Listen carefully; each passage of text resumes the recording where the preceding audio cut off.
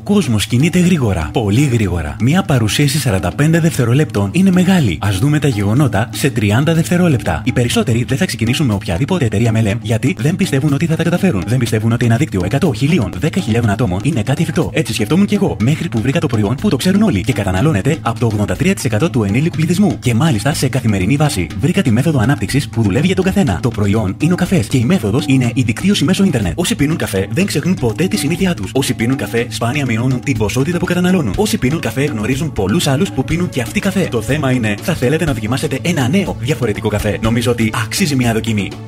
Τέλος χρόνου, 30 δεύτερα. Είναι τόσο απλό. Όσο βλέπατε το βίντεο, 120.000 κούπες καφέ καταναλώθηκαν ανά την Ευρώπη. Μάθετε τώρα πώς μπορείτε να κερδίσετε και εσείς από αυτό. Για άμεση πληροφόρηση, επικοινωνήστε μαζί μου σε αυτά τα στοιχεία.